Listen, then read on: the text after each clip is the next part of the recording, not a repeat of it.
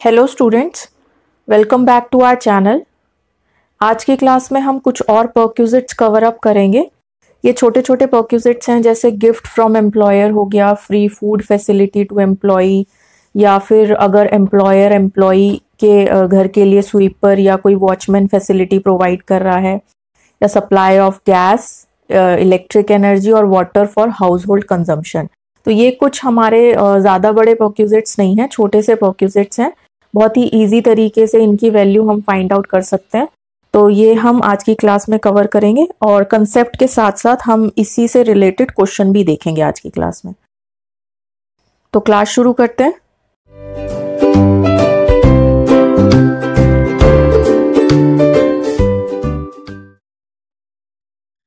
तो rent free accommodation के बाद हम और कुछ परक्यूजिट्स देख रहे हैं। तो ये जो परक्यूजिट है ये क्या है? Value of any gift, voucher और टोकन फ्रॉम एम्प्लॉयर। मतलब एम्प्लॉई को अपने एम्प्लॉयर से कोई गिफ्ट मिला है या कोई वाउचर मिला है या कोई टोकन मिला है, तो उसकी वैल्यू आप अपनी बेसिक में कैसे कितनी वैल्यू ऐड ऑन करोगे, ये वो कंसेप्ट है। आपको ध्यान रखना है, यहाँ पे हम एम्प्लॉयर से मिले हुए गिफ्ट की बात कर रहे हैं। अगर आपको अपने रिलेटिव्स वगैरह से या फैमिली मेंबर से किसी से गिफ्ट मिला है तो हम उसकी बात नहीं कर रहे, क्योंकि हम इनकम फ्रॉम सैलरी पढ़ रहे हैं और सैलरी वाले कंसेप्ट में एम्प्लॉयर एम्प्लॉई के रिलेशन की बात होती है। तो अगर एम्प्लॉयर अपने एम्प्लॉई को कोई गिफ्ट दे रहा है तो उस गिफ्ट की कितनी वैल्यू हम हमारी बेसिक में ऐड करेंगे जो कि टैक्सेबल होगी, यहाँ पे वो कंसेप्ट है। तो हम कह रहे हैं कि अगर एम्प्लॉयर ने एम्प्लॉई को कोई गिफ्ट दिया है जिसकी वैल्यू अगर 5000 तक है तो वो एग्जाम्प्ट होगा, exempt up to ₹5000 in an aggregate. अब ये इन एन एग्रीगेट का मतलब आपको ध्यान से समझना है। इसका मीनिंग है कि प्रीवियस ईयर में जो पूरा प्रीवियस ईयर था आपका 12 मंथ्स का, 19 to 20 का जो आपका प्रीवियस ईयर है, पूरे प्रीवियस ईयर में मिला के 5000 का अमाउंट होना चाहिए। ऐसा नहीं होना चाहिए कि आपको किसी एक महीने में 2000 और किसी दूसरे महीने में 3000, फिर किसी और महीने में 1000। तो आप 5000 से कम अमाउंट का गिफ्ट लेके और आप उसको एग्जम्प्ट कर लो, नहीं। पूरे प्रीवियस ईयर में जितने भी आपको गिफ्ट्स मिले हैं एम्प्लॉयर से, उसका टोटल किया जाएगा, उसका अमाउंट जो आएगा वो 5000 तक एग्जम्प्ट होगा और बचा हुआ अमाउंट इज टैक्सेबल। ठीक है। दूसरी चीज आपको याद रखनी है कि if any gift is given in cash और by way of gift cheque या voucher which can be converted into cash, यानी अगर एम्प्लॉयर ने एम्प्लॉई को कैश गिफ्ट दिया है, जो कैश है वो गिफ्ट दिया है, या फिर कोई भी ऐसी चीज है, कोई वाउचर्स दिए जिसको आप कैश में कन्वर्ट करा सकते हो, तो उस केस में आपको कोई एग्जम्पशन नहीं मिलेगी। एंटायर अमाउंट जो होगा वो टैक्सेबल हो जाएगा। ठीक है। तो सिर्फ वही गिफ्ट्स या वाउचर्स या फिर टोकन एग्जम्प्ट होंगे जिसको आप कैश में कन्वर्ट नहीं करा सकते। ठीक है। और वो भी कितना एग्जम्प्ट होंगे? 5000 तक इन एन एग्रीगेट। पूरे साल का, पूरे प्रीवियस ईयर का 5000 अमाउंट मिला के होना चाहिए। इंडिविजुअली किसी मंथ्स की हम बात नहीं कर रहे। ठीक है। जैसे सपोज पूरे साल का मिला के गिफ्ट का अमाउंट 10,000 आ जाता है, तो इसमें से 5000 तक एग्जम्प्ट हो गया और बचा हुआ 5000 इज टैक्सेबल। ठीक है। Next perquisite is value of free food and non alcoholic beverages. अगर एम्प्लॉय को फ्री फूड फैसिलिटी मिल रही है या फिर नॉन एल्कोहलिक बेवरेजेस की कोई फैसिलिटी मिल रही है, तो उस केस में उस फैसिलिटी की वैल्यू कितनी टैक्सेबल होगी। तो यहाँ पे हमने कुछ सर्कमस्टांसेस लिखे हैं और उसके बाद करस्पॉन्डिंग कॉलम में हमने लिखा है वैल्यू ऑफ बेनिफिट। तो अगर पहला सर्कमस्टांस क्या है? टी और snacks provided during working hours. तो अगर वर्किंग आवर्स में कोई टी या स्नैक्स मिल रहे हैं एम्प्लॉय को, तो उस केस में value of benefit will be nil, कुछ भी टैक्सेबल नहीं होगा, बेसिक सैलरी में कुछ भी ऐड नहीं होगा। जैसे कि जो कंपनीज होती हैं वहाँ पे वेंडिंग मशीन्स लगी होती हैं, कॉफी मशीन्स लगी होती हैं, तो आप कभी भी जाके वहां से कॉफी ले सकते हो, टी ले सकते हो। तो टी और स्नैक्स अगर आपको प्रोवाइड हो रहा है वर्किंग आवर्स में, तो value of benefit will be निल।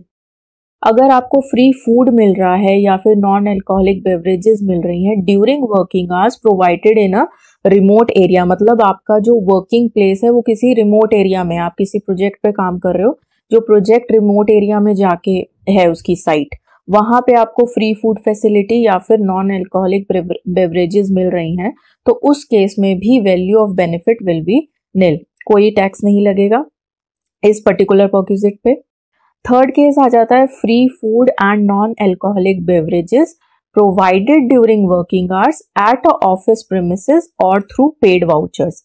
अब यहाँ पे क्या है, ऑफिस प्रीमिसेस में ही आपको फ्री फूड फैसिलिटी मिल रही है या फिर नॉन अल्कोहलिक बेवरेजेस मिल रही हैं और या फिर पेड वाउचर्स मिल रहे हैं, जैसे फूड कूपन्स हो गए, तो एम्प्लॉयर ने अपने एम्प्लॉयज को फूड कूपन्स प्रोवाइड कर दिए हैं पर डे के हिसाब से या फिर मंथली, जो भी कंपनी की पॉलिसी हो उस हिसाब से पेड वाउचर्स दे दिए हैं। तो उस केस में वो फूड कूपन्स या वो फैसिलिटी जो है वो ₹50 पर मील तक एग्जम्प्ट होगी, इसके अबव टैक्सेबल हो जाएगी। ठीक है, ₹50 पर मील तक एग्जम्प्ट, और इसके अबव जितना भी अमाउंट होगा, जैसे सपोज 70 है, जो फूड कूपन है वो ₹70 का है, तो 70 में से ₹50 जो है वो एग्जम्प्ट हो जाएगा ₹50 का पर मील के हिसाब से, और ₹20 जो है वो टैक्सेबल हो जाएगा। ठीक है, इसके अलावा कोई और केस हो इन एनी अदर केस, तो उस केस में जितना भी amount, actual amount of expenditure incurred by the employer जितना भी अमाउंट स्पेंड कर रहा है या एक्सपेंसेस उसके जितने भी हैं on providing this particular facility, तो वो सारा का सारा अमाउंट जो है वो एम्प्लॉय के लिए वैल्यू ऑफ बेनिफिट बन जाएगा और एम्प्लॉय के लिए टैक्सेबल हो जाएगा। अगर एम्प्लॉय कुछ पे करता है तो वो इस अमाउंट में से आप लेस कर दोगे। तो value of benefit in any other case will be actual amount of expenditure incurred by the employer minus amount paid और recovered from employee. Next perquisite is services of sweeper, gardener, watchman और personal attendant. तो अगर employer employ को ये सारी services provide कर रहा है तो ये भी आपके लिए परक्विजिट है। एज एम्प्लॉय आपके लिए परक्विजिट है कि एम्प्लॉयर ने एम्प्लॉय को उसके घर के लिए गार्डनर दिया है कोई, या वॉचमैन दिया है, जिसकी पेमेंट जो है वो एम्प्लॉयर ही कर रहा है, एम्प्लॉय नहीं कर रहा। अगर एम्प्लॉय कुछ पेमेंट करेगा तो उसके लिए ये परक्विजिट कहाँ रहा, ये बेनिफिट नहीं होगा।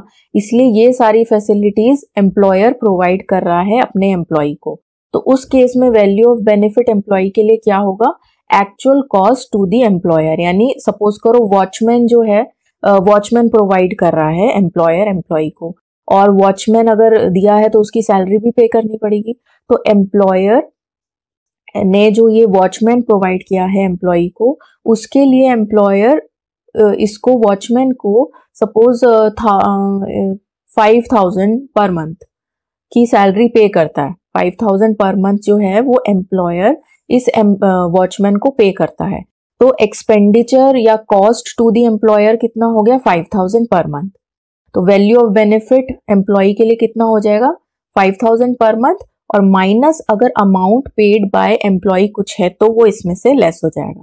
ठीक है, सपोज 5,000 पर मंथ है वॉचमैन की सैलरी और एम्प्लॉय ने सपोज 2,000 पे किया, तो 5,000 माइनस 2,000।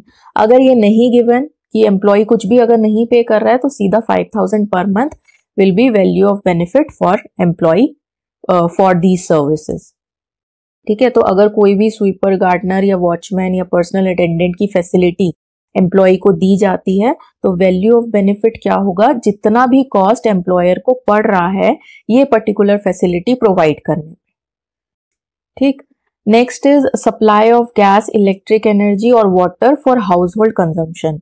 एम्प्लॉयर अपने एम्प्लॉय के हाउस होल्ड कंजम्पशन के लिए कोई वाटर फैसिलिटी दे रहा है, या सप्लाई ऑफ गैस मतलब जैसे गैस सिलेंडर्स होते हैं वो प्रोवाइड कर दिया एम्प्लॉय के घर पे, या इलेक्ट्रिक एनर्जी कुछ इस तरीके से प्रोवाइड कर दिया।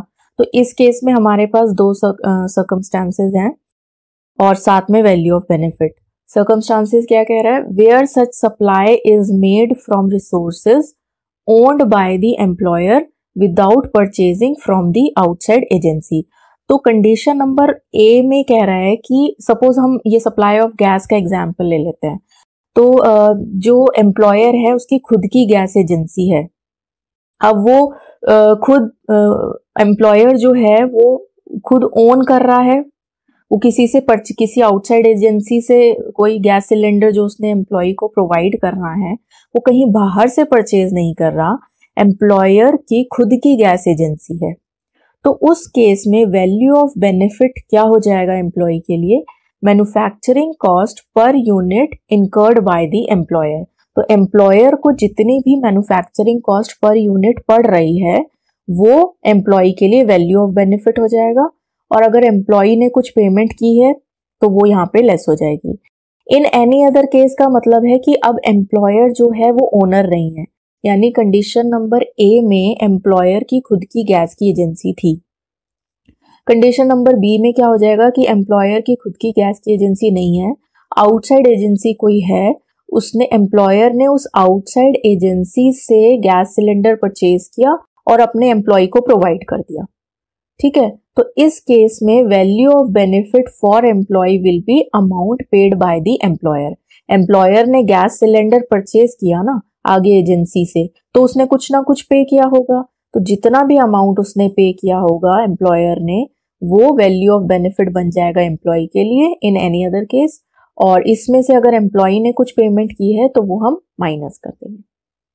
ठीक है, तो ये हमारे बहुत छोटे छोटे से परक्विजिट थे जो हमने देखे। अब इसी से रिलेटेड, इन परक्विजिट से ही रिलेटेड हम एक छोटा सा क्वेश्चन देखते हैं, तो जिससे आपका ये जो भी हम कंसेप्ट देख रहे हैं ये और क्लियर हो जाएगा। अब ये क्वेश्चन देखते हैं। इस क्वेश्चन में हमें कुछ इंफॉर्मेशन दी है एम्प्लॉय से रिलेटेड। एम्प्लॉय की बेसिक सैलरी है 2,40,000 पर एनम। डीए हमें दिया है 5,000 पर मंथ। वॉचमैन एंड कुक की फैसिलिटी प्रोवाइड की गई है एम्प्लॉय को बाय द कंपनी, और उनको पेमेंट की जा रही है वॉचमैन और कुक को 400 रुपीज पर मंथ ईच। ठीक है, बाय द कंपनी। तो वॉचमैन और कुक की फैसिलिटी है और पेमेंट कंपनी उनको कर रही है ₹400 पर मंथ ईच के हिसाब से। Employee was given cloth worth ₹7,000 by his employer free of cost. तो एम्प्लॉय को अपने एम्प्लॉयर से फ्री ऑफ कॉस्ट जो है 7,000 वर्थ रुपीज का क्लोथ मिला है, तो ये एक तरीके से गिफ्ट हो गया। The company paid ₹5,000 for electric bills. Electricity bills के लिए एम्प्लॉय के जो इलेक्ट्रिसिटी बिल्स हैं उनके लिए कंपनी ने 5,000 पे किया है। वाटर बिल्स के लिए ₹3,000 पे किया है। Employee is provided free meal मिल रही है एम्प्लॉय को ऑफिस में during office hours for 300 days के लिए मिला प्रीवियस ईयर में, और कॉस्ट ऑफ मील थी 65 रुपीज पर मील के हिसाब से एम्प्लॉयर को कॉस्ट पड़ी। अब ये सारी इंफॉर्मेशन के हिसाब से आपको बोला है find out the gross salary of the employee. तो ग्रॉस सैलरी हमें निकालनी है तो हमें फॉर्मेट बनाना है। ध्यान रखना है कि क्वेश्चंस हमें फॉर्मेट में ही करने हैं। तो फॉर्मेट हमारा क्या था? पर्टिकुलर्स का कॉलम होगा हमारे पास और 2 अमाउंट के कॉलम होंगे। ठीक है, सबसे पहले हमें बेसिक सैलरी लिखना है। तो पर्टिकुलर्स में आ गया हमारा बेसिक सैलरी पर एनम दिया हुआ है 2,40,000। तो आउटर कॉलम में आ गया आपका 2,40,000। फिर डेयरनेस अलाउंस यानी DA is fully taxable allowance, तो डीए आ गया 5,000 पर मंथ है, तो पूरे साल का हो गया 5,000 इंटू 12 60,000।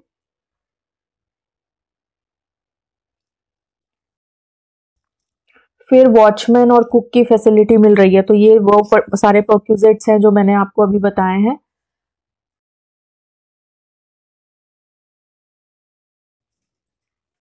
तो वॉचमैन फैसिलिटी जो मिल रही है उसकी वैल्यू आप यहाँ पे लिखोगे, आपकी बेसिक में ऐड होती जाएंगी। तो value of watchman facility, cook की फैसिलिटी मिल रही है तो value of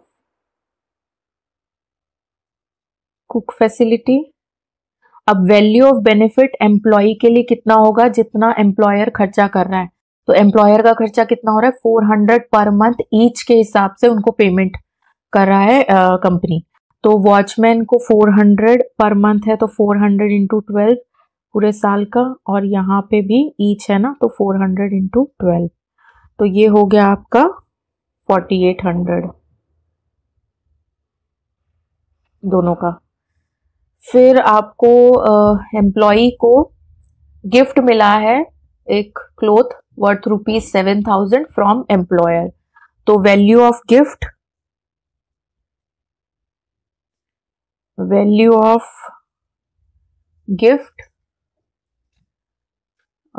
total value is 7,000। अब मैंने अभी आपको बताया गिफ्ट जो है वो इन एन एग्रीगेट पूरे साल का मिला के 5,000 तक एग्जम्प्ट होते हैं। तो हमने इनर वाले कॉलम में 7,000 टोटल अमाउंट था, लेस एग्जाम्प्ट 5,000 तक एग्जाम्प्ट है, तो ये हमने 5,000 यहां से लेस कर दिया, बचा हुआ 2,000 इज टैक्सेबल, तो वो आउटर कॉलम में आ गया। ठीक है, गिफ्ट का हो गया। अब कंपनी ने पे किए हैं एम्प्लॉय के इलेक्ट्रिसिटी बिल्स और वाटर बिल्स, तो ये भी परक्विजिट है, ऑब्लिगेशन बनता था एम्प्लॉय का, लेकिन एम्प्लॉयर ने पे किया तो उसके लिए वो बेनिफिट हो गया। वो बेनिफिट यहाँ पे आपके ऐड हो जाएगा, electricity bills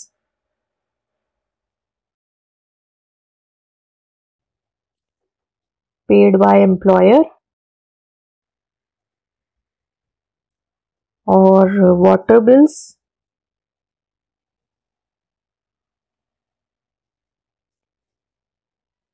paid by employer. कितनी पेमेंट कर रहा है employer, 5,000 for electricity bill and 3,000 for water bills. तो आउटर कॉलम में सीधा 5,000 एंड वाटर बिल्स के लिए 3,000। ठीक है,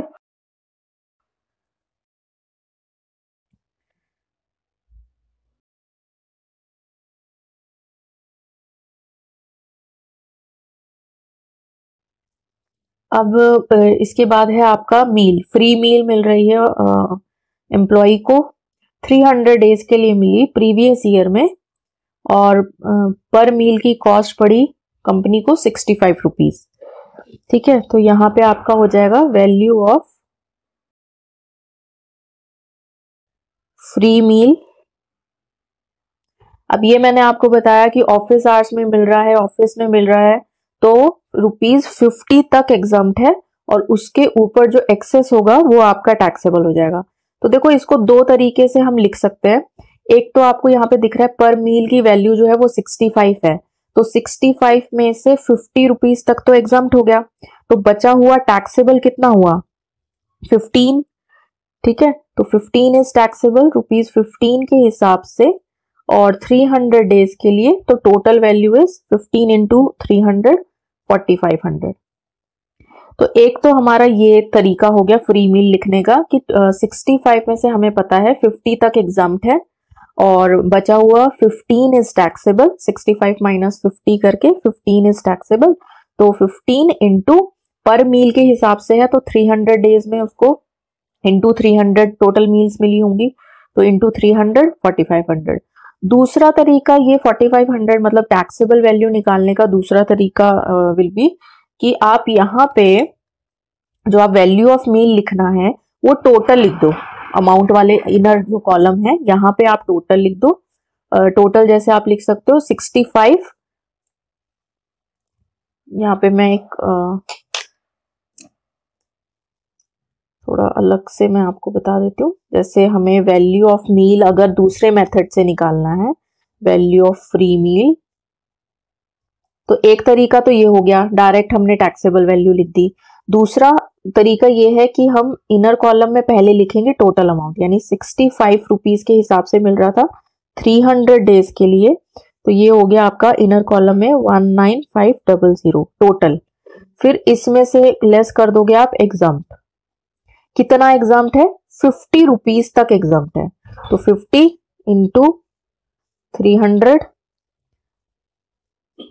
डेज के हिसाब से 15,000 और टैक्सेबल वैल्यू आपकी ये भी 4500। ठीक है, तो या तो आप इस मेथड से कर सकते हो, डायरेक्टली टैक्सेबल वैल्यू 15 लिख दो तो ये भी 4500 आया, या फिर ऐसे कर सकते हो कि पहले टोटल वैल्यू लिखो, इसमें से एग्जाम्प्ट होगा 50 रुपीज तक और फिर इनको लेस करके फिर आप टैक्सेबल वैल्यू निकालो। तो दोनों में से जो भी मेथड आपको इजी लगे, जो भी याद रहे, वो आप फॉलो कर सकते हो। ठीक है, तो यहाँ पे हमने सारी चीजें लिख ली, सारा कवर कर लिया। तो हमारे पास टोटल आ गया अमाउंट में, बेसिक सैलरी हो गया, फिर आपका डीए हो गया, फिर वॉचमैन की फैसिलिटी के लिए, फिर कुक की फैसिलिटी, फिर गिफ्ट 7,000 टोटल था, 5,000 तक एग्जाम्प्ट हुआ तो 2,000 taxable, electricity bills paid by company, water bills paid by company and value of free meals. ठीक है, और इन सब का हम टोटल कर देंगे तो हमारी ग्रॉस सैलरी आ जाएगी। तो gross salary will be total is